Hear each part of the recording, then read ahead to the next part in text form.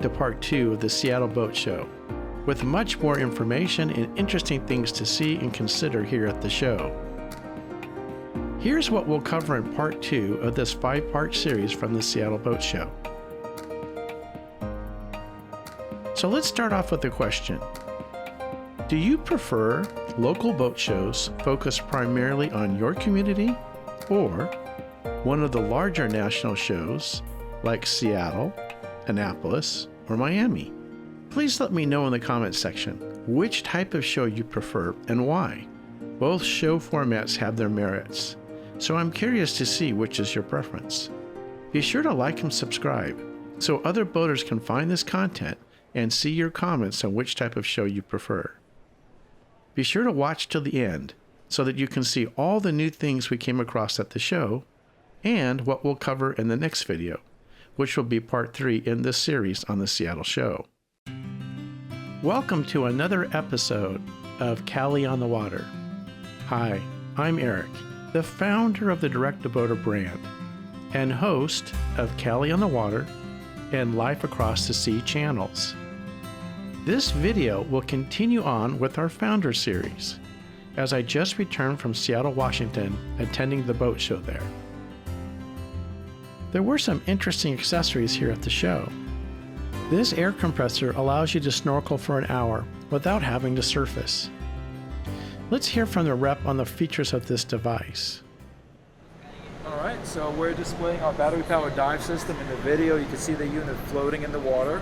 So most boat owners need to be able to access their boat to inspect the prop, inspect the hull, and not everyone has scuba tanks. So this is a battery-powered compressor.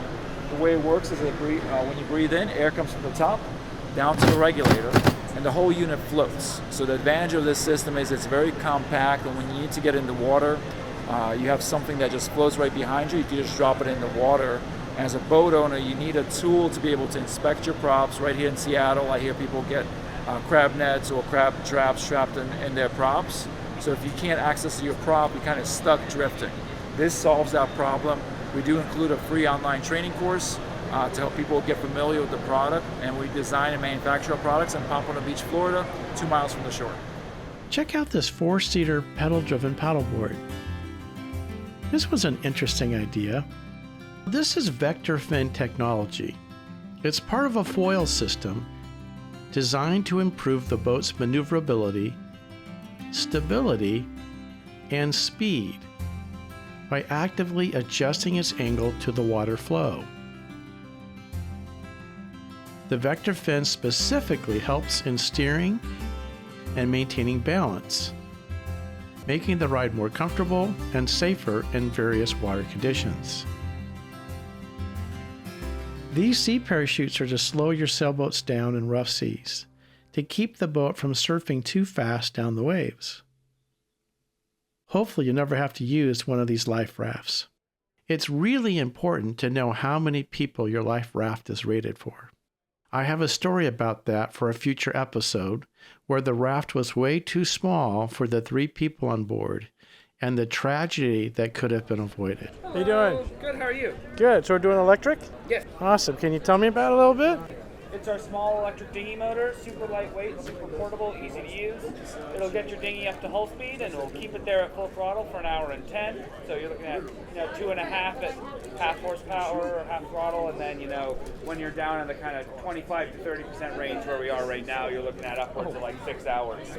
We make them local. They're just down the road in North Bend. Awesome. So it's non-integrated battery, unlike a lot of the other stuff on the market. Our battery's not up here. We've got our motor here, and we got our battery there.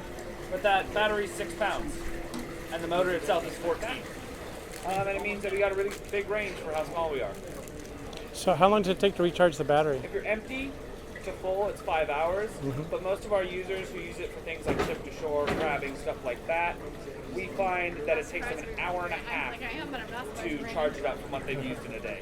Which means, in practicality, it means you're charging it once every 3 days, or just stick it on the charger at the end of the day and you never have to worry about range. We also came across some of the popular dinghy models like Walker Bay, which is my personal favorite, as that's what I own.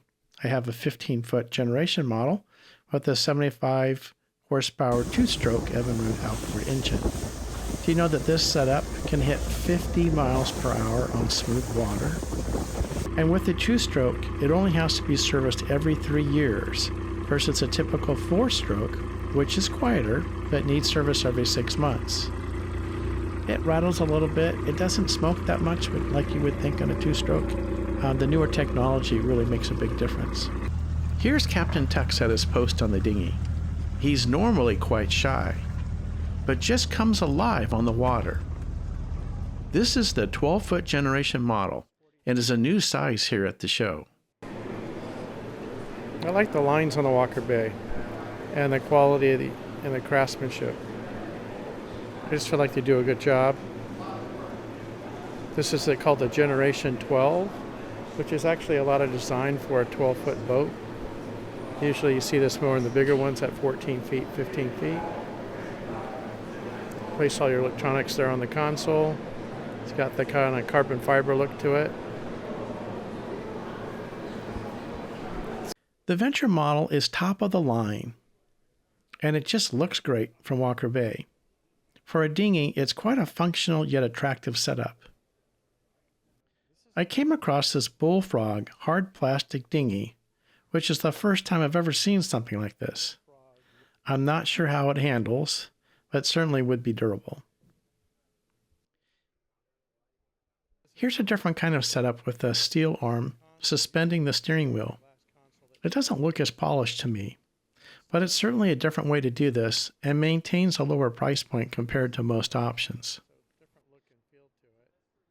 Speaking of boat brands, I had the opportunity to talk with the factory rep from Cobalt Boats, which is primarily for freshwater. I tried to get him on camera, but he just wouldn't do it. But I'll tell you what, I was really impressed with the fit and finish of these boats. The quality and craftsmanship is top-notched, and they are all American-made in Kansas.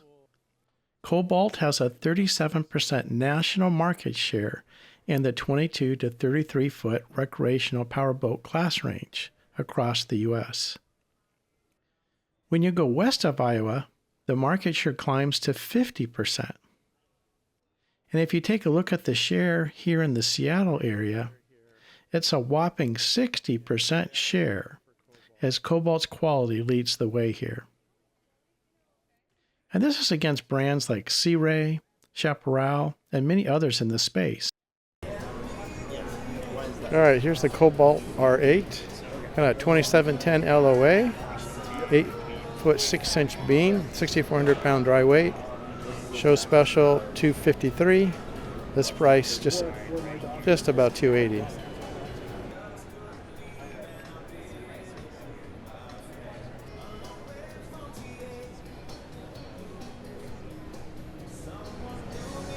I like the setup here. Really nice controls, easy to read.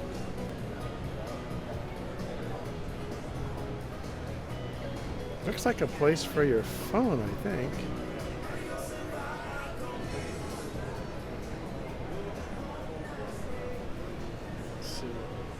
Oh, so you got a little bit of a sink in addition to the head.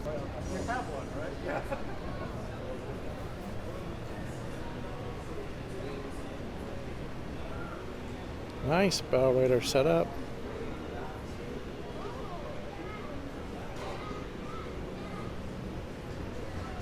Yeah, lots of space, lots of beam. All right, we're going to take a good look at this one. This is the R33 Surf Cobalt. It's got a 33.4 LOA, about 12,000 pounds dry weight, and a big 10.6 beam, yacht certified. List price, MSRP $640, at the show $594K. All right, let's take a look at the boat itself.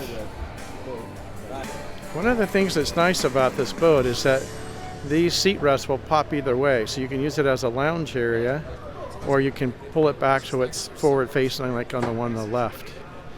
Then there's like a rumble seat option. You can pop this up, and then this will stay so you can have forward seats.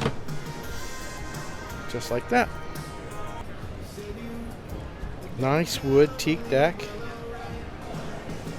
And it's got a legacy of 50 years. They're built out of Kansas.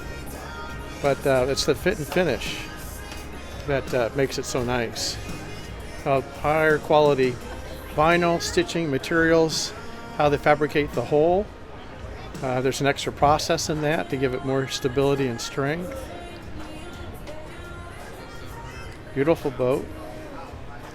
Nice layout on the controls. Still have the joystick option. Cobalt does use the Volvo Penta system for the motors. It's a nice step for the feet there. Yeah, just a lot of attention to detail. That is a lot of space. Fit 10, 12 in the cockpit if you had to. That's just the inside. Then you've got the bow rider feature. A lot of space up here. Kids always like this. All made in America here in Kansas. You can do a factory tour. If you know a couple weeks ahead of time, you can schedule it and go check it out. Harman Kardon sound system. I like the hard top. Nice, significant roll bar here too, full chrome. Look at this hard top. I mean, you get a lot of protection from the sun with it. Got the side door. This is the largest surf type boat, wakeboarding, that type of thing in its class. We're going to take a look at the Cobalt R35. Nice fit and finish. At 35 feet. See the quality. This has got double power here. So once they graduate,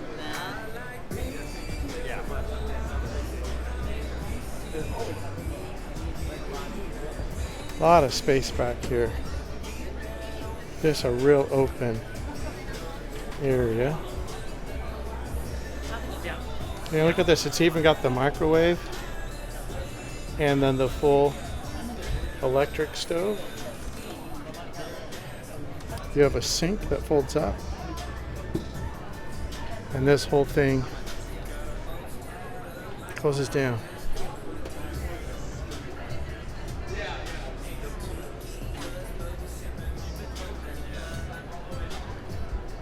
A lot of space. So double seat on the cockpit on both sides. You've got the joystick control. Little surprised we have this above it, but that's what they have. Twin engines, these are Volvo Pentas. Very nice controls. I think what's unusual on this boat is it's got a plotter on the other side.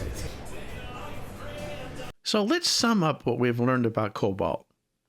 It's a high quality build using some of the best materials. US made, recreational brand, primarily for freshwater, though there are some exceptions with the saltwater package. The fit and finish is top-notch, with high-quality materials even all the way down to the cleats and hardware, including the latches.